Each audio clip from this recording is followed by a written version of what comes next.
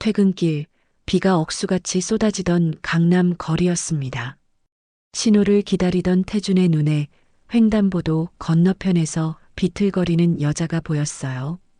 우산도 없이 비를 맞으며 낡은 외투를 걸친 채 휘청거렸죠. 그리고 그대로 인도 위에 쓰러졌습니다. 주변 사람들은 고개를 돌리고 지나쳤어요. 아무도 다가가지 않았습니다. 하지만 태주는 왜인지 그냥 지나칠 수가 없었어요. 차를 세우고 빗속으로 뛰어들어갔습니다. 무릎을 꿇고 여자를 부축했죠. 순간 코를 찌르는 냄새, 오래 씻지 못한 듯한 거리의 냄새였습니다. 여자의 어깨를 잡고 조심스럽게 몸을 일으켰어요. 괜찮으세요? 태준이 물었습니다. 여자는 힘없이 고개를 들었어요. 젖은 머리카락 사이로 얼굴이 드러났죠. 핏기 없는 창백한 얼굴, 움푹 꺼진 뺨, 갈라진 입술. 하지만 태준의 시선은 여자의 눈에 고정되었습니다. 그 눈동자, 너무나 익숙했어요. 15년 전 자신을 바라보던 그 눈빛. 태준의 심장이 미친 듯이 뛰기 시작했습니다. 숨이 막혔어요. 머릿속이 하얘졌죠. 아니야, 설마. 그럴 리 없어. 하지만 부인할 수 없었습니다. 그 눈빛은 착각이 아니었어요. 선영, 태준의 입에서 이름이 새어나왔습니다. 떨리는 목소리였어요. 여자는 태준을 바라봤습니다. 초점 없는 눈빛이었지만 분명 태준을 알아보는 것 같았죠. 15년 전 이혼했던 전처, 헤어진 뒤로 단 한 번도 보지 못했던 사람, 소식조차 들을 수 없었던 여자, 선영이 노숙자의 몰골로 비를 맞으며 쓰러져 있었던 겁니다. 태주는 선영의 손을 잡았습니다. 얼음장처럼 차가웠어요. 손등은 갈라져 있었고 손가락 마디마디가 퉁퉁 부어 있었죠. 이 손으로 얼마나 힘든 시간을 보냈을까. 태준의 가슴이 무너져 내렸습니다. 병원 가야 해. 태준은 떨리는 목소리로 말했어요. 여러분의 작은 응원이 큰 힘이 됩니다. 사연 시작 전에 무료로 누를 수 있는 구독과 좋아요 먼저 눌러주세요. 알림까지 해두시면 새로운 사연을 가장 먼저 만나실 수 있습니다. 비가 내리는 아침이었습니다. 창밖으로 빗줄기가 굵게 쏟아지고 회색빛 하늘은 마치 무언가를 삼킬 듯 무겁게 내려앉아 있었죠. 박태주는 회사 건물 23층 사무실 유리창 앞에 서서 빗물이 흘러내리는 모습을 바라보고 있었어요. 창문에 비친 자신의 얼굴이 희미하게 보였습니다. 50대 중반의 남자, 정갈하게 빗어넘긴 머리, 단정한 양복 차림. 겉으로 보기엔 성공한 중년 사업가의 전형적인 모습이었죠. 태주는 손에 든 커피잔을 한 모금 마셨습니다. 쓴맛이 혀끝에 남았어요. 이 맛이 익숙했습니다. 매일 아침 같은 시간, 같은 자리에서 마시는 커피. 10년이 넘도록 반복해온 일상이었죠. 창밖 풍경도 늘 비슷했어요. 비가 오든 해가 뜨든 이 자리에서 내려다보는 도시의 모습은 크게 달라지지 않았습니다. 책상 위에는 지역 신문이 펼쳐져 있었어요. 경제면 한쪽에 태준의 사진이 실려 있었습니다. 자수성가형 건설업계 신화, 박태준 대표를 만나다라는 제목이 눈에 띄었죠. 기자는 태준을 무에서 유를 창조한 사업가, 지역 경제의 숨은 일꾼이라고 치켜세웠어요. 15년 전 작은 하청업체로 시작해 지금은 중소건설업체 대표가 된 이야기. 수십 명의 직원을 거느리고 연 매출 수백억을 올리는 회사를 일군 과정. 화려한 성공 스토리였습니다. 하지만 태주는 그 기사를 보면서도 아무런 감흥이 없었어요. 성공이라는 단어가 공허하게 느껴졌습니다. 무언가를 이루었다는 성취감보다는 텅 빈 듯한 허전함만 밀려왔죠. 태주는 신문을 접고 다시 창밖을 바라봤어요. 빗줄기가 더 굵어지고 있었습니다. 사무실 문이 열리며 비서가 들어왔어요. 대표님, 오전 회의 준비 다 되었습니다. 태주는 고개를 끄덕이고 자리에서 일어났습니다. 회의실로 향하는 복도를 걸으며 태주는 자신도 모르게 한숨을 내쉬었어요. 오늘도 똑같은 하루가 시작되는구나. 그런 생각이 들었습니다. 회의는 2시간 넘게 이어졌어요. 신규 프로젝트 입찰건, 공사 현장 진행 상황, 자금 운용 계획, 모든 게 순조로웠습니다.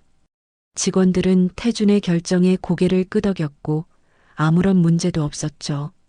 하지만 태준은 회의 내내 집중하기 어려웠어요. 직원들의 목소리가 멀리서 들리는 것 같았습니다. 마치 자신만 유리병 너머에 갇혀 있는 것 같은 기분이었죠. 회의가 끝나고 사무실로 돌아온 태준은 책상 서랍을 열었어요. 서랍 깊숙한 곳에 낡은 사진 한 장이 있었습니다. 20년도 더 된 사진이었죠. 젊은 시절의 태준과 한 여자가 함께 웃고 있는 모습. 여자는 환하게 웃고 있었고 태준도 행복해 보였어요. 사진 속 그 시절이 까마득하게 느껴졌습니다. 태준은 사진을 다시 서랍에 넣고 닫아버렸어요.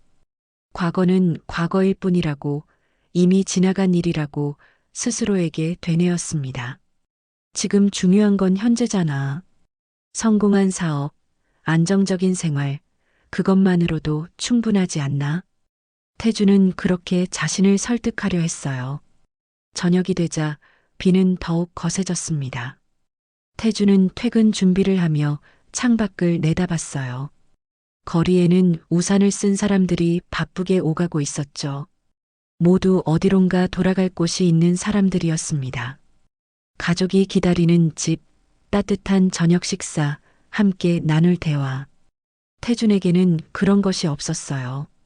집으로 가는 차 안에서 태준은 라디오를 켰습니다.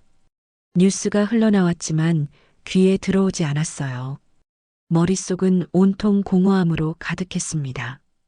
이제 와서 뭐가 더 필요하단 말인가. 돈도 있고 명예도 있고 사회적 지위도 있는데 왜 이렇게 허전할까? 태주는 스스로에게 물었지만 답을 찾을 수 없었어요. 집에 도착했습니다. 넓은 아파트였지만 불을 켜도 여전히 어둡게 느껴졌어요. 태주는 현관에 신발을 벗어놓고 거실로 들어갔습니다. 텅 빈 공간이 그를 맞이했죠. 딸 지민은 2년 전부터 외국에서 유학 중이었어요. 가끔 영상통화로 얼굴을 보긴 했지만 그것뿐이었습니다.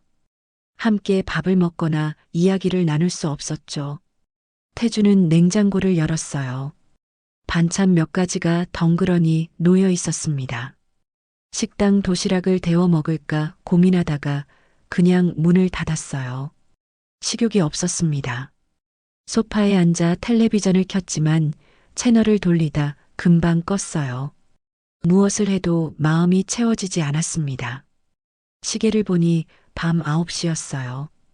아직 이른 시간이었지만 태주는 침실로 향했습니다. 침대에 누워 천장을 바라봤죠. 어둠 속에서 온갖 생각들이 떠올랐어요. 지나온 시간들, 선택의 순간들, 후회와 미련. 하지만 태주는 고개를 저으며 그 생각들을 밀어냈습니다. 지금 와서 과거를 돌아봐도 소용없잖아. 이미 다 지나간 일인데. 태주는 눈을 감았어요. 빗소리가 창문을 두드렸습니다. 규칙적인 소리가 마음을 조금 진정시켰죠. 언젠가부터 태주는 이렇게 살아왔어요. 감정을 억누르고 과거를 외면하고 성공이라는 이름으로 모든 걸 덮으며 그렇게 하루하루를 버텨왔습니다. 하지만 태주는 몰랐어요. 내일 비 오는 거리에서 자신의 인생을 송두리째 흔들 운명적인 재회가 기다리고 있다는 걸. 그 만남이 자신이 믿었던 모든 것을 무너뜨리고 감춰왔던 진실을 드러낼 거라는 걸. 태주는 그저 어둠 속에 누워 잠들기만을 기다렸습니다. 비는 밤새도록 내렸어요. 다음 날 저녁 태주는 회사를 나섰습니다. 비는 여전히 내리고 있었어요. 어제보다 더 차갑고 거센 빗줄기였죠. 태주는 우산을 펼치며 주차장으로 향했습니다. 발걸음이 무거웠어요. 오늘따라 집에 가기가 더 싫었습니다. 텅 빈 공간으로 돌아가는 일이 유난히 버겁게 느껴졌죠. 차를 몰고 강남 쪽으로 향했어요. 평소와 다른 길이었습니다. 그냥 돌아가고 싶지 않았어요. 조금이라도 시간을 끌고 싶었죠. 거리에는 퇴근 시간이라 차들이 가득했고 신호등마다 멈춰 서야 했습니다. 빗물이 차창을 타고 흘러내렸어요. 신호를 기다리며 태주는 창밖을 내다봤습니다. 사람들이 우산을 쓰고 바쁘게 걸어가고 있었어요. 그때였습니다.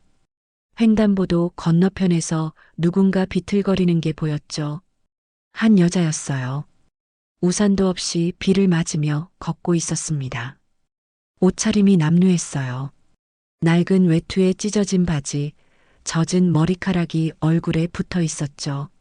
여자는 몇 걸음 더 걷다가 휘청거렸습니다. 그리고 그대로 인도 위에 쓰러졌어요. 주변 사람들이 놀라 뒤로 물러섰지만 아무도 다가가지 않았습니다. 모두 고개를 돌리고 지나쳤죠. 태주는 차 안에서 그 광경을 지켜보고 있었어요. 신호가 바뀌었습니다. 뒤에서 경적 소리가 들렸어요. 하지만 태주는 차를 세웠습니다. 이상했어요. 왜인지 그냥 지나칠 수가 없었죠. 태주는 비상등을 켜고 차에서 내렸습니다. 우산도 챙기지 못한 채 뛰어갔어요. 쓰러진 여자에게 다가갔습니다.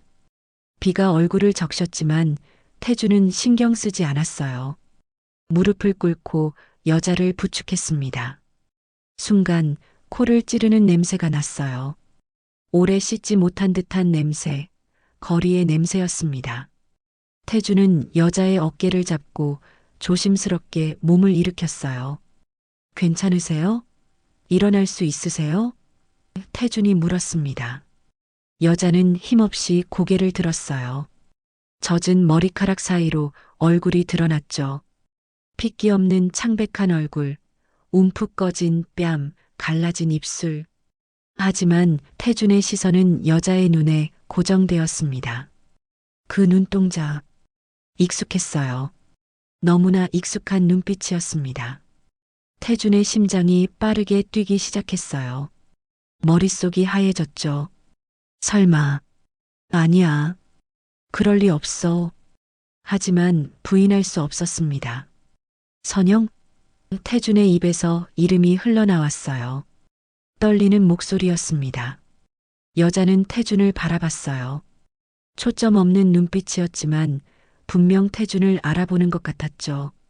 여자의 입술이 움직였습니다. 하지만 소리는 나오지 않았어요. 태준은 믿을 수가 없었습니다.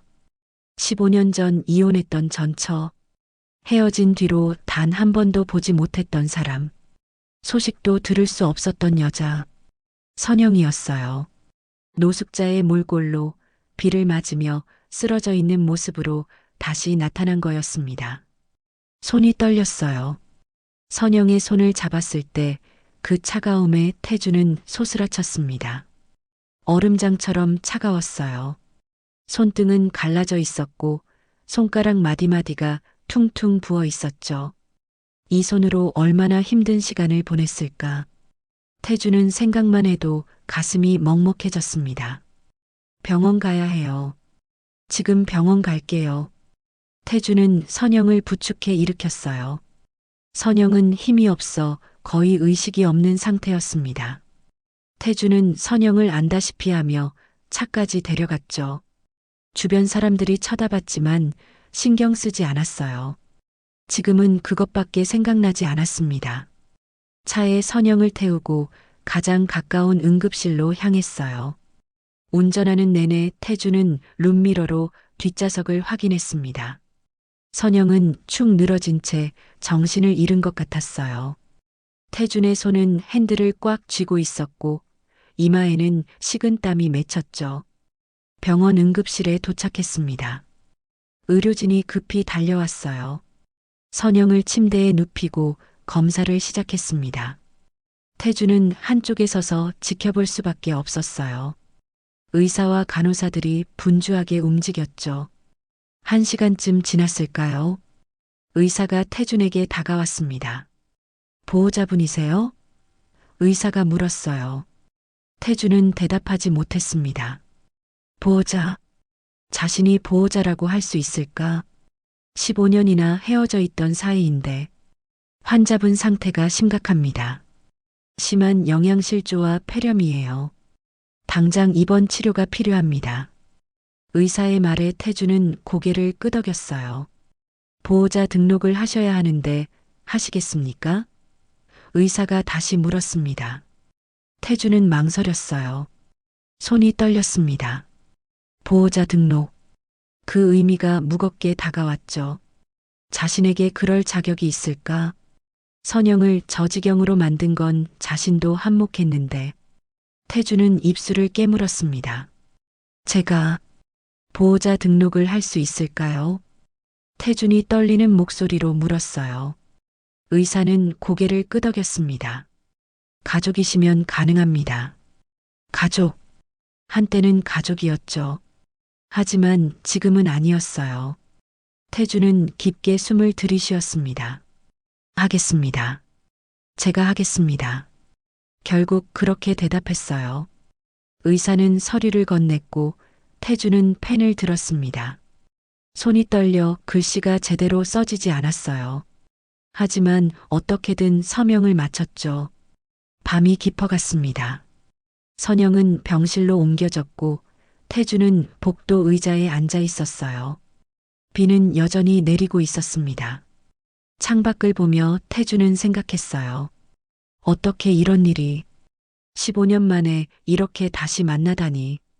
이튿날 아침이 밝았습니다. 태주는 병실 복도 의자에서 밤을 보냈어요. 제대로 잠을 자지 못했습니다. 눈을 감아도 선영의 모습이 떠올랐죠. 비에 젖어 쓰러진 모습, 차가웠던 손, 핏기 없던 얼굴. 모든 게 악몽 같았어요. 간호사가 지나가며 태준을 보고 깜짝 놀랐습니다. 여기서 주무셨어요? 집에 가서 쉬셔야죠. 태준은 고개를 저었어요. 괜찮습니다. 환자는 어떤가요? 간호사는 차트를 확인하며 말했습니다. 열이 많이 내렸어요. 곧 깨어나실 거예요. 태준은 병실 문 앞에 섰습니다.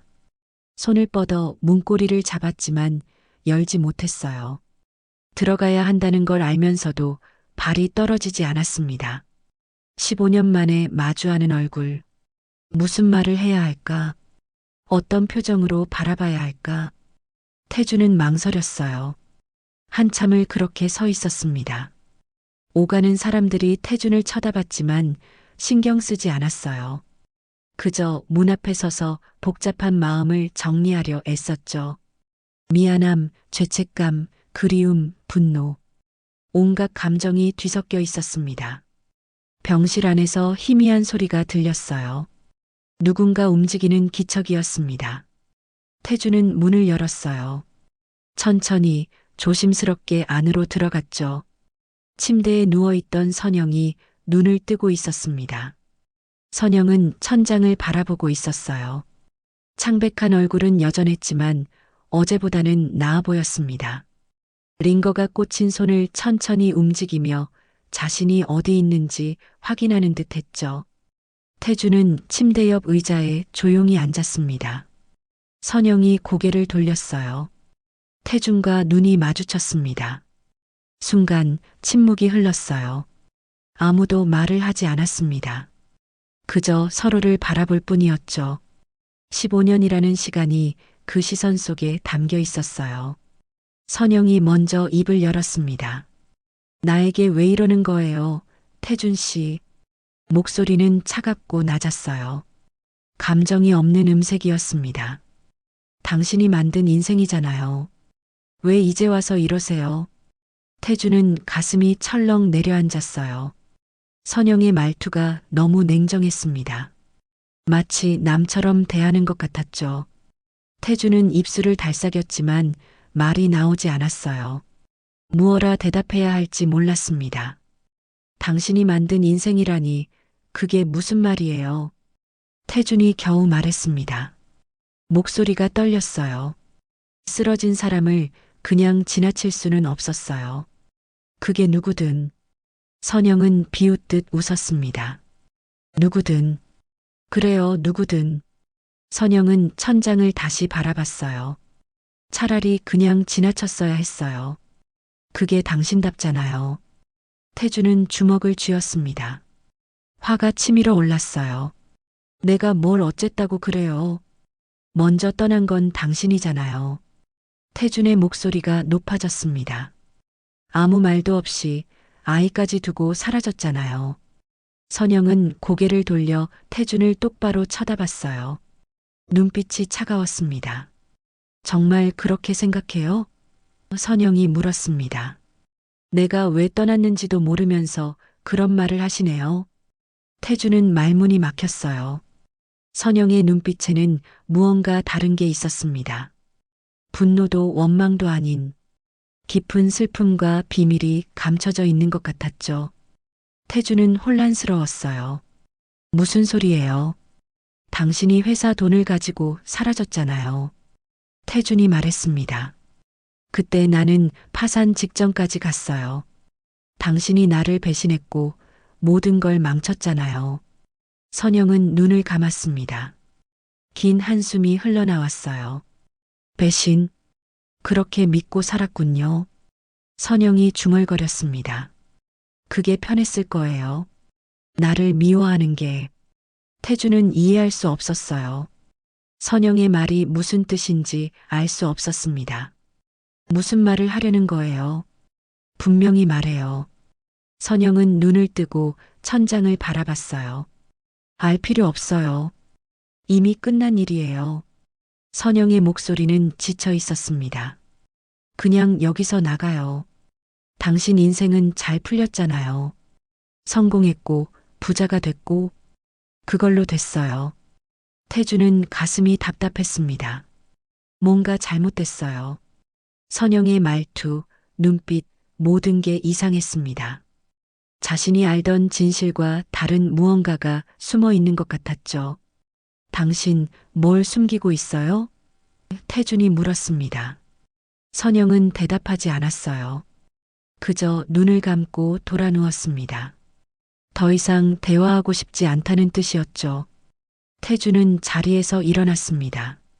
병실을 나서려다 문 앞에서 멈췄어요. 뒤돌아봤습니다.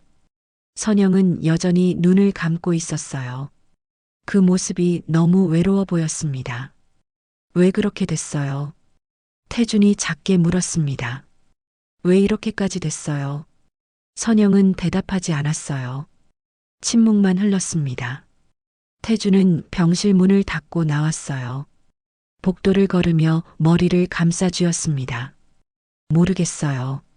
아무것도 모르겠어요. 선영의 말이 머릿속을 맴돌았습니다. 내가 왜 떠났는지도 모르면서 그 말이 무슨 뜻일까? 태주는 병원 로비로 내려갔습니다. 원무과 직원이 다가와 말했어요. 보호자님, 환자분 관련해서 서류가 있습니다. 태주는 고개를 끄덕이고 따라갔죠. 작은 사무실로 안내받았습니다. 책상 위에 낡은 서류철 하나가 놓여 있었어요. 이게 뭐죠? 태준이 물었습니다. 직원이 답했어요. 환자분 이름으로 사회복지 기록이 있어서요. 확인하셔야 할 것 같습니다. 태준은 서류철을 펼쳤습니다. 첫 장에 선영의 이름이 적혀 있었어요. 그 아래로 낯선 문구들이 보였습니다. 수감 기록, 교통사고 진술서. 태준의 손이 떨렸습니다. 태준은 서류철을 천천히 넘겼습니다. 손끝이 떨렸어요. 첫 페이지에는 15년 전 날짜가 적혀 있었습니다. 이선영, 죄목은 업무상 횡령, 징역 3년. 태준은 눈을 의심했어요. 수감 기록이라니. 다음 장을 넘겼습니다. 검찰 조서 사본이었어요. 피의자 이선영. 진술 내용이 적혀 있었습니다. 회사 자금 2천만 원을 무단으로 인출했음을 인정합니다. 선영의 서명이 또렷하게 남아 있었죠. 태준은 숨이 막혔어요. 하지만 이상했습니다. 태준이 기억하는 것과 달랐어요. 당시 선영은 그냥 사라졌습니다. 경찰도 검찰도 관여한 적 없었죠. 아니, 그렇게 알고 있었어요. 태준은 선영이 돈을 들고 도망쳤다고만 생각했습니다. 수감됐다는 사실을 전혀 몰랐어요. 서류를 더 넘겼습니다. 교통사고 진술서가 나왔어요. 15년 전 선영이 출소하던 날 작성된 문서였습니다. 사고 경위가 적혀 있었죠. 피해자 이선영, 가해 차량 도주, 중상해. 태주는 입술을 깨물었습니다. 그 아래 또 다른 서류가 있었어요. 병원 기록이었습니다. 환자 이선영, 교통사고로 인한 다발성 골절 및 뇌진탕, 장기 입원 필요. 날짜를 보니 15년 전이었어요. 출소 직후 사고를 당한 거였습니다. 태주는 서류를 내려놓았어요. 머리가 복잡했습니다. 왜 자신은 이런 사실을 몰랐을까? 선영이 수감됐다는 것도 사고를 당했다는 것도 전혀 몰랐어요. 누가 숨긴 걸까? 아니면 자신이 알려고 하지 않았던 걸까? 다시 서류철을 펼쳤습니다. 맨 뒤쪽에 또 다른 문서가 끼워져 있었어요. 회사 내부 감사 보고서였습니다. 15년 전 작성된 문서죠. 태주는 천천히 읽어 내려갔어요. 자금 유출 경위 조사 결과 보고서 내용이 눈에 들어왔습니다. 최명호 이사가 회사 계좌에서 무단 인출한 자금을 이선영 명의 계좌로 이체. 이선영은 해당 사실을 모르고 있었으나 명예 도용 책임을 인정. 태준의 눈이 커졌어요. 최명호. 태준의 오랜 친구이자 사업 파트너였습니다. 15년 전 함께 회사를 일궜던 동료였죠. 태준은 믿을 수 없었어요. 명호가 돈을 빼돌렸다니. 그리고 선영의 명의를 도용했다니. 보고서를 계속 읽었습니다. 이선영은 최명호의 범행을 막기 위해 본인이 횡령했다고 진술함. 회사 보호를 위한 선택으로 보임. 태주는 숨이 멎는 것 같았어요. 선영이 대신 뒤집어 쓴 거였습니다. 서류철이 손에서 떨어졌어요. 바닥에 흩어진 종이들을 멍하니 바라봤습니다. 15년 동안 믿었던 모든 게 거짓이었어요. 선영은 배신자가 아니었습니다. 오히려 회사를, 태준을 지키려 했던 거였죠. 태준은 의자에 주저앉았습니다. 가슴이 무너져 내렸어요. 자신이 얼마나 큰 실수를 했는지 깨달았습니다. 선영을 미워했던 시간들, 배신자라 믿고 증오했던 날들, 모두 잘못된 거였어요. 사회복지사가 들어왔습니다. 보호자님 괜찮으세요? 태주는 대답하지 못했어요. 그저 고개만 저었습니다. 이 서류들 어디서 나온 건가요? 태준이 떨리는 목소리로 물었어요. 환자분이 노숙자 보호소에 계실 때 보관하고 있던 거래요. 유일하게 간직하던 물건이었다고 합니다. 복지사가 답했습니다. 태주는 가슴이 찢어지는 것 같았어요. 선영은 15년 동안 그 서류들을 품고 살았던 거였습니다. 명호. 태주는 이름을 중얼거렸어요. 명호가 한 짓이었구나. 분노가 치밀어 올랐습니다. 친구라 믿었던 사람. 함께 회사를 키워온 동료. 그 사람이 모든 걸 망쳤던 거예요. 태주는 자리에서 벌떡 일어났습니다. 서류철을 다시 챙겨 들고 병원을 나섰어요. 차에 올라타 전화기를 꺼냈습니다. 명호의 번호를 찾았죠. 손가락이 떨렸지만 통화 버튼을 눌렀어요. 신호음이 울렸습니다. 한참 만에 명호가 받았어요. 태준아, 무슨 일이야? 명호의 목소리가 들렸습니다. 평소처럼 편안한 음색이었죠. 태준은 이를 악물었어요. 지금 어디야? 당장 만나자. 태준이 낮게 말했습니다. 명호는 잠시 침묵했어요. 갑자기 왜 그래? 무슨 일 있어? 명호가 물었습니다. 태주는 참았던 분노를 터뜨렸어요. 15년 전 일, 기억나지? 태준의 목소리가 떨렸습니다. 선영이가 왜 감옥에 갔는지 알아? 내가 한 짓을 대신 뒤집어 썼다는 거 알고는 있었어? 전화기 너머로 명호의 숨소리가 들렸어요. 당황한 기색이 역력했습니다. 태준아, 그게... 명호가 말을 더듬었습니다. 태준은 전화를 끊어버렸어요. 차를 몰았습니다. 명호의 사무실로 향했어요. 빗속을 달렸습니다. 핸들을 꽉 쥔 손에 힘이 잔뜩 들어가 있었죠. 태준의 머릿속에는 선영의 얼굴이 떠올랐어요. 병실에 누워있던 모습, 차갑게 자신을 대하던 눈빛. 당신이 만든 인생이잖아요. 선영의 말이 귓가에 맴돌았습니다. 이제야 그 말의 의미를 알 것 같았어요. 선영은 모든 걸 알고 있었습니다. 자신이 희생했다는 것도, 태준이 진실을 모른다는 것도. 명호의 사무실은 강남에 있었습니다. 태준이 운영하는 회사와 같은 건물 다른 층이었죠. 15년 동안 함께 일해온 파트너였어요. 서로 신뢰하며 사업을 키워왔다고 믿었습니다.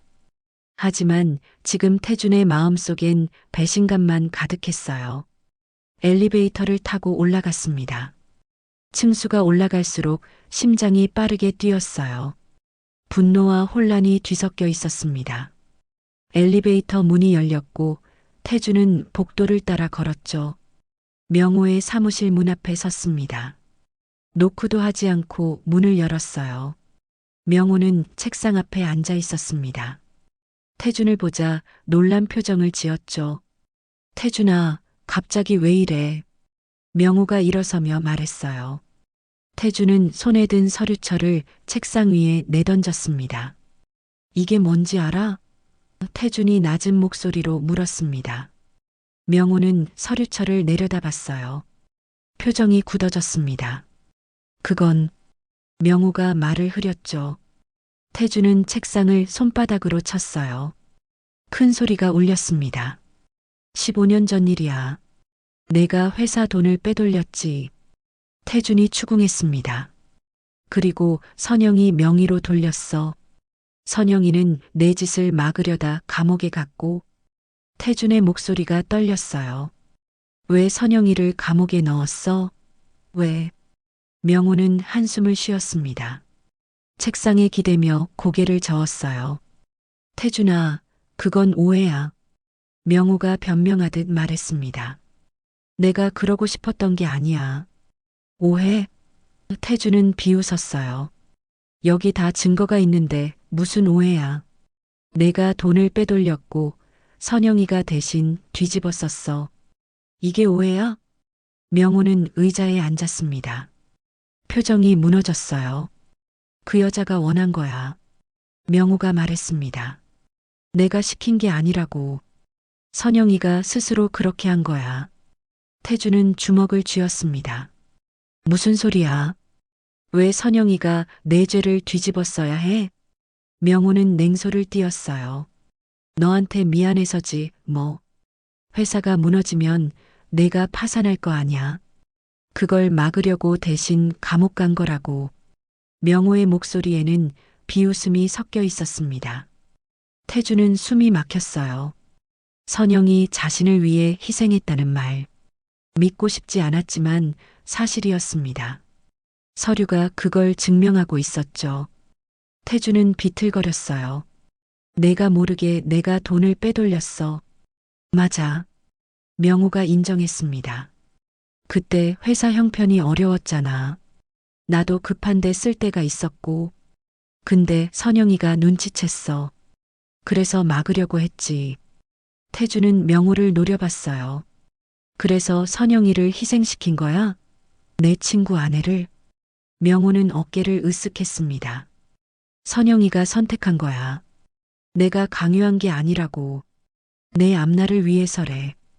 회사가 살아야 너도 산다고. 명호의 말투는 무책임했어요. 태준은 더 이상 참을 수 없었습니다. 명호의 멱살을 잡았어요. 이 자식아. 태준이 소리쳤습니다. 내 때문에 선영이가 15년을 그렇게 산 거야. 감옥 갔다가 사고 당하고 거리에서 떠돌았어. 명호는 태준의 손을 뿌리쳤습니다. 그건 내 잘못이 아니야. 출소하고 뭘 어떻게 살았는지 나도 몰라. 명호가 차갑게 말했어요. 어차피 끝난 일이잖아. 지금 와서 뭘 어쩌라고. 태준은 주먹을 들었습니다. 하지만 내리치지 못했어요. 힘이 빠졌습니다. 명호를 때린다고 달라질 건 없었죠. 이미 벌어진 일이었어요. 태준은 비틀거리며 뒤로 물러났습니다. 너 같은 인간이랑 친구였다는 게 부끄럽다. 태준이 떨리는 목소리로 말했어요. 명호는 비웃었습니다. 친구? 우린 그냥 사업 파트너였을 뿐이야. 태준은 사무실을 나왔습니다. 복도를 걸으며 몸이 휘청거렸어요. 모든 게 무너지는 기분이었습니다. 15년 동안 쌓아온 믿음, 우정, 성공, 다 거짓이었어요. 밖으로 나왔습니다. 비가 내리고 있었어요. 태주는 우산도 없이 빗속을 걸었습니다. 발걸음에 방향이 없었죠. 그저 걷고 또 걸었어요. 정신이 혼미했습니다. 어느새 술집 앞에 서 있었어요. 태주는 안으로 들어갔습니다. 구석자리에 앉아 소주를 시켰죠. 한 잔, 두 잔, 세 잔. 계속 마셨습니다. 술이 목을 타고 넘어가도 속은 시원하지 않았어요. 나는 뭐였을까? 태주는 중얼거렸습니다. 선영이를 배신자로 몰고 15년 동안 미워했어. 진실은 정반대였는데 자책감이 밀려왔어요. 가슴이 무너져 내렸습니다. 시간이 얼마나 흘렀을까요? 태주는 비틀거리며 술집을 나왔어요. 밤이 깊어 있었습니다. 비는 여전히 내렸죠. 태주는 택시를 잡아타고 병원으로 향했습니다. 병원에 도착했어요. 태주는 술에 취한 채 복도를 걸었습니다. 선영의 병실 앞에 섰죠. 문을 열었어요. 하지만 침대는 비어 있었습니다. 태주는 얼어붙었어요. 선영이 없었습니다. 링거도 침구도 정리되어 있었어요. 침대 위에는 사진 한 장과 편지 한 통만 놓여 있었죠. 사진을 집어들었습니다. 어린 지민의 모습이었어요. 돌잔치 때 찍은 사진이었습니다. 선영이 간직하고 있던 거였죠. 편지를 펼쳤어요. 선영의 글씨였습니다. 지민이한테는 나 그냥 사라진 사람으로 기억되길 바라요. 미안합니다. 짧은 문장이었어요. 태준의 손이 떨렸습니다. 선영이 또 사라진 거였어요. 다음 날 아침 태준은 간호사실로 달려갔습니다. 어제 퇴원한 환자 이선영이요. 어디로 갔는지 아세요? 태준이 다급하게 물었어요. 간호사는 고개를 저었습니다. 퇴원 처리도 안 하고 그냥 나가셨어요. CCTV 보니 새벽에 혼자 걸어 나가시더라고요. 태주는 주저앉을 것 같았어요. 선영이 또 사라졌습니다. 어디로 갔을까? 어디서 찾아야 할까? 막막했어요. 하지만 포기할 수 없었습니다. 이대로 놓칠 순 없었죠.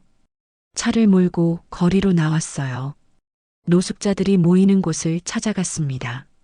서울역 지하도, 종로 쪽 공원, 한강 다리 밑, 눈에 보이는 곳마다 들렀죠. 사람들에게 선영의 사진을 보여주며 물어봤어요. 이 사람 본 적 있으세요? 태준이 낡은 사진을 내밀었습니다. 대부분은 고개를 저었어요. 몇몇은 쳐다보지도 않았죠. 한 노인이 사진을 유심히 봤습니다. 이 사람, 본 것 같기도 한데, 희망이 생겼지만 곧 사라졌어요. 아니야, 아닌가 보네. 해가 지고 또 떴습니다. 태주는 이틀 동안 쉬지 않고 돌아다녔어요. 노숙자 보호소, 무료급식소, 교회, 복지관. 발이 부르트고 목이 쉬었지만 멈추지 않았습니다. 선영을 찾아야 했어요. 어느 교회 앞에 섰을 때였습니다. 추운 겨울바람이 얼굴을 때렸어요. 태주는 계단에 주저앉았습니다. 지쳐 있었어요. 몸도 마음도 한계였죠. 하늘을 올려다봤습니다. 회색빛 하늘이 무겁게 내려앉아 있었어요. 나는 정말 최악이었어. 태주는 중얼거렸습니다. 복수하듯 살았지. 선영이를 미워하면서 성공으로 증명하려 했어. 내가 옳았다고, 내가 피해자라고. 자책이 밀려왔어요. 하지만 진짜 피해자는 선영이었어. 나를 위해 모든 걸 감당했는데 눈물이 흘러내렸습니다. 차가운 바람에 뺨이 젖었어요. 15년 동안 살아온 방식이 잘못됐다는 걸 깨달았습니다. 증오와 원망으로 쌓아 올린 성공. 그 밑바닥엔 선영의 희생이 있었죠. 용서받을 수 있을까? 태주는 하늘에 대고 물었습니다. 대답은 없었어요. 바람만 차갑게 불어올 뿐이었죠. 태주는 교회 계단에서 한참을 앉아 있었습니다. 시간이 멈춘 것처럼 느껴졌어요. 핸드폰이 울렸습니다. 지민에게서 온 메시지였어요. 태주는 화면을 켰습니다. 아빠, 나 잠깐 귀국했어. 학교 방학이라 일주일만 있다 갈게. 근데 오늘 이상한 일이 있었어. 태주는 계속 읽었습니다. 친구가 봉사활동 같이 하자고 해서 노숙자 보호소 갔거든. 근데 거기 한 아줌마가 내 이름을 부르는 거야. 윤지민이라고. 놀라서 봤는데 금방 사라지셨어. 근데 눈빛이 너무 따뜻했어. 이상하지? 태준의 심장이 뛰었습니다. 선영이었어요. 분명 선영이었습니다. 지민을 봤던 거죠. 태준은 즉시 전화를 걸었어요. 지민이 받았습니다. 아빠, 지민아, 지금 어디야? 어느 보호소였어? 태준이 다급하게 물었습니다. 지민은 당황한 듯 했어요. 아빠, 왜 그래? 목소리가 이상해. 어디냐고. 빨리 말해봐. 태준의 목소리가 커졌습니다. 지민은 주소를 알려줬어요. 강북 쪽 작은 보호소였습니다. 태준은 전화를 끊고 달렸어요. 차를 몰았습니다. 신호등도 무시하고 달렸어요. 경적 소리가 들렸지만 신경 쓰지 않았습니다. 보호소까지 30분 거리를 20분 만에 도착했죠. 보호소 앞에 차를 세웠습니다. 뛰어내려 안으로 들어갔어요. 복도에는 여러 사람들이 있었습니다. 노숙자들, 봉사자들, 직원들. 태주는 한 명 한 명 살폈어요. 구석에 앉아있는 여자가 보였습니다. 고개를 숙이고 있었어요. 앙상한 몸, 낡은 옷. 태주는 천천히 다가갔습니다. 가슴이 두근거렸어요. 선영이. 태준이 조심스럽게 불렀습니다. 여자가 고개를 들었어요. 선영이었습니다. 핏기 없는 얼굴에 지친 눈빛. 하지만 분명 선영이었죠. 선영은 태준을 봤습니다. 놀란 표정이었어요. 일어서려 했지만 힘이 없었습니다. 태준은 선영 앞에 무릎을 꿇었어요. 바닥에 무릎이 닿았지만 아프지 않았습니다. 미안하다. 태준이 말했습니다. 목이 메었어요. 모든 걸 다 알아버렸어. 명호가 한 짓도, 내가 대신 감옥 간 것도. 왜 말 안 했어? 왜 혼자 그렇게 살았어? 선영은 눈을 감았습니다. 한숨이 흘러나왔어요. 알면 더 고통스러울까 봐요. 선영의 목소리는 떨렸습니다. 당신이 성공하는 걸 보고 싶었어요. 내 희생이 헛되지 않았다는 걸 확인하고 싶었고. 태주는 선영의 손을 잡았습니다. 여전히 차가웠어요. 내 희생은 헛된 게 아니야. 하지만 나는 최악이었어. 너를 미워하면서 살았어. 배신자라고 생각했어. 선영은 희미하게 웃었습니다. 괜찮아요. 그렇게 믿는 게 당신한테 편했을 거예요. 선영이 말했습니다. 나는 그저 지민이가 행복하길 바랐어요. 당신 곁에서 잘 자라길. 태준의 눈에서 눈물이 흘렀어요. 지민이도 너를 보고 싶어 해. 엄마를 그리워하고 있어. 태준이 말했습니다. 선영은 고개를 저었어요. 안 돼요. 나 같은 모습은 보여줄 수 없어요. 태준은 선영의 손을 놓지 않았습니다. 이 모습이 어때서? 중요한 건 내가 살아있다는 거야. 지민이 엄마가 살아있다는 거라고. 태준의 목소리는 간절했어요. 선영은 고개를 저었습니다. 눈가에 깊은 주름이 패여 있었어요. 원래 나이보다 훨씬 늙어 보였죠. 나는 이미 죽은 사람이에요. 선영이 조용히 말했습니다. 15년 전에 죽었어요. 그냥 그렇게 기억되는 게 나아요. 선영의 목소리는 떨렸어요. 체념이 가득 담겨 있었습니다. 태주는 선영의 어깨를 조심스럽게 잡았습니다. 뼈가 만져질 정도로 말랐어요. 아니야. 넌 살아있어. 지금 내 앞에 있잖아. 아직 늦지 않았다고. 태준의 눈에서 눈물이 흘러내렸습니다. 지민이도 너를 원해. 나도 내가 필요해. 선영은 태준을 바라봤습니다. 오랫동안 꾹 참았던 눈물이 눈가에 맺혔어요. 이제 와서 무슨 소용이에요. 다 끝난 일인데. 나는 이미 너무 많은 걸 잃었어요. 선영의 입술이 파르르 떨렸습니다. 나도 마찬가지야. 태준이 말했습니다. 목이 메었어요. 15년 동안 진짜 중요한 걸 잃고 살았어. 너를 잃었고 진실을 외면했어. 사람답게 사는 법도 잊어버렸지. 태주는 선영의 손을 두 손으로 감싸쥐었어요. 복수하듯 살았어. 증오로 성공을 쌓았어. 하지만 행복하지 않았어. 침묵이 흘렀습니다. 보호소 안은 조용했어요. 형광등 불빛이 차갑게 내려앉아 있었죠. 멀리서 누군가의 기침 소리가 들렸고 복도를 걷는 발걸음 소리가 울렸습니다. 태준과 선영은 그렇게 서로를 바라봤어요. 15년이라는 긴 시간이 두 사람 사이에 놓여 있었습니다. 선영이 천천히 손을 움직였습니다. 낡은 외투 안쪽 주머니에서 무언가를 꺼냈어요. 작은 천주머니였습니다. 손때 묻고 해진 천이었죠.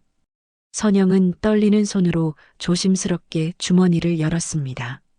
안에서 목걸이 하나가 나왔어요. 은빛 체인에 작은 하트 모양 펜던트가 달려 있었습니다. 오래되어 빛이 바랬지만 여전히 반짝였어요. 펜던트 뒷면에는 작은 글씨가 새겨져 있었죠. 태준은 그 목걸이를 단번에 알아봤습니다. 이건 태준의 목소리가 떨렸습니다. 지민의 첫돌날 선영에게 선물했던 목걸이였어요.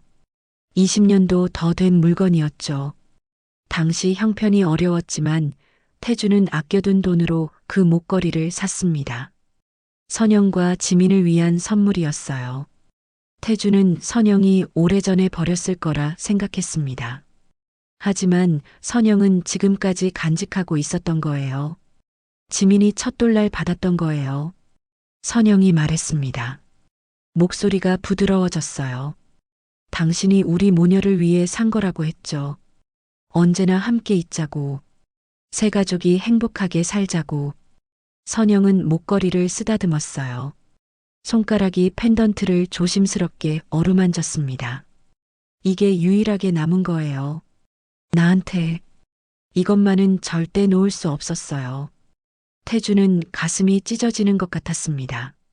선영은 감옥에서도 교통사고 후에도 거리에서 떠돌 때도 이 목걸이를 간직했던 거예요. 모든 걸 잃었지만 이것만은 놓지 않았던 겁니다. 그 작은 목걸이 하나에 선영의 15년이 담겨 있었어요. 왜 버리지 않았어? 태준이 떨리는 목소리로 물었습니다. 나를 미워하지 않았어? 진실을 몰라주는 내가 원망스럽지 않았어? 혼자 감옥 가고 사고당하고 거리에서 고생하면서도 태준의 눈에서 눈물이 멈추지 않았어요. 선영은 천천히 고개를 저었습니다. 미워할 수 없었어요. 선영이 조용히 말했습니다. 당신은 아무것도 몰랐으니까, 잘못한 게 없으니까, 명호가 다 꾸민 일이었고, 나는 그냥 선택했을 뿐이에요. 선영의 목소리는 담담했어요. 당신이 파산하는 걸 볼 수 없었어요. 지민이가 아빠를 잃는 것도, 그래서 내가 대신한 거예요. 그렇다고 내가 희생할 이유는 없었잖아. 태준이 소리쳤습니다. 억눌렀던 감정이 터져 나왔어요. 왜 나한테 말하지 않았어? 함께 해결할 수도 있었잖아. 선영은 슬프게 웃었습니다. 그랬다면 당신도 무너졌을 거예요. 회사도 지민이도 지킬 수 없었을 거고요. 누군가는 책임져야 했어요. 그게 나였던 거예요. 선영의 목소리에는 후회가 없었습니다.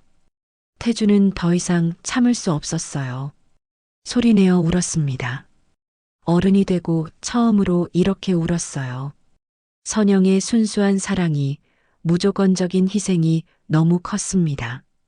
그걸 몰라준 자신이, 오히려 미워했던 자신이 부끄러웠어요. 선영은 목걸이를 태준의 손에 조심스럽게 올려놓았습니다. 이제 돌려줄게요. 선영이 말했어요. 지민이한테 전해주세요. 엄마가 늘 곁에 있었다고. 단 하루도 잊은 적 없다고. 사랑했다고.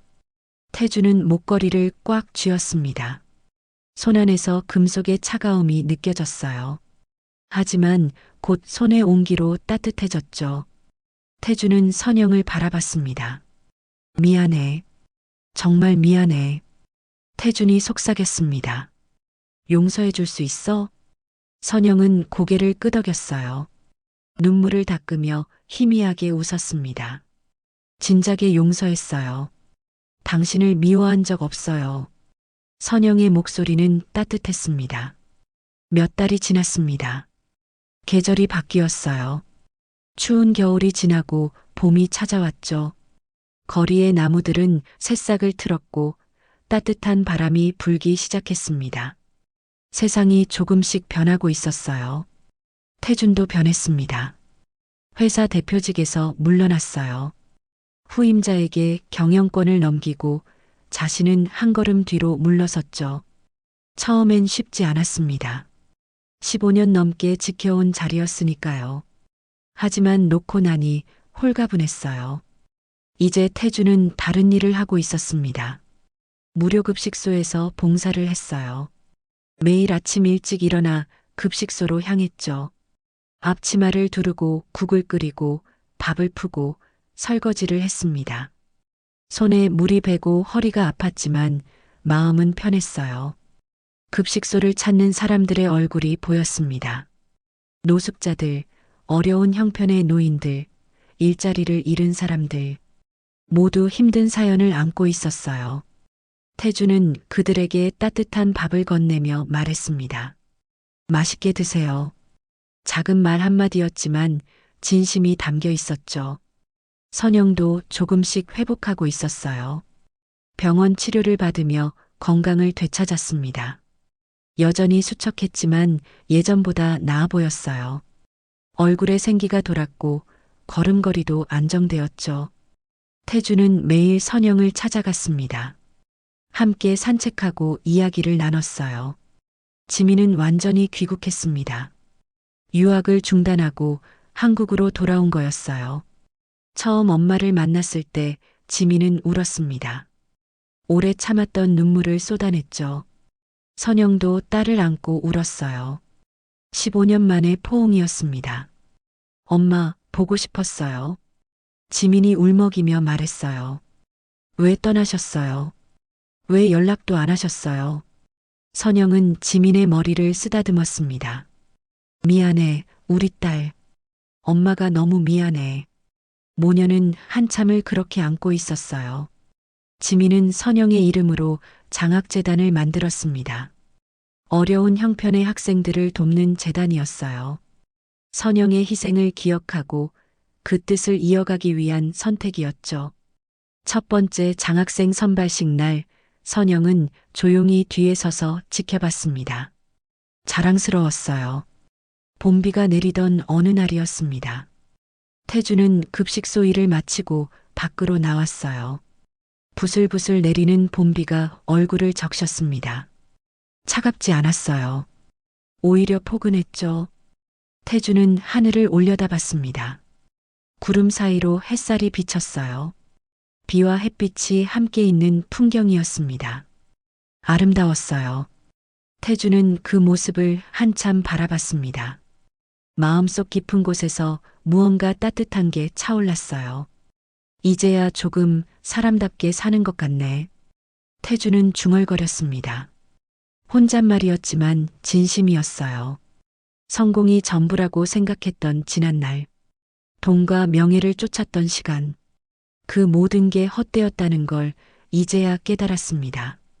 진짜 중요한 건 사람이었어요. 사랑하는 사람들, 용서와 화해, 진심 어린 관계. 태주는 걸었습니다. 비를 맞으며 천천히 걸었어요. 발걸음이 가벼웠습니다. 어깨의 무게도 내려놓은 것 같았죠. 거리에는 사람들이 오가고 있었어요. 우산을 쓴 사람들, 비를 맞으며 걷는 사람들, 모두 각자의 삶을 살아가고 있었습니다. 멀리서 한 여인의 뒷모습이 보였어요. 긴 머리를 한 여자였습니다. 천천히 걸어가고 있었죠. 태주는 그 모습을 봤습니다. 어디선가 본 듯한 뒷모습이었어요. 심장이 두근거렸습니다. 여자가 고개를 살짝 돌렸어요. 옆모습이 보였습니다. 햇살이 여자의 얼굴을 비췄죠. 순간 태주는 선영인 줄 알았어요. 하지만 아니었습니다. 다른 사람이었죠. 여자는 미소 짓고 있었어요. 환한 미소였습니다. 태주는 멈춰 섰습니다. 그 미소가 선영일 것 같았어요. 언젠가 선영도 저렇게 웃었던 기억이 났습니다.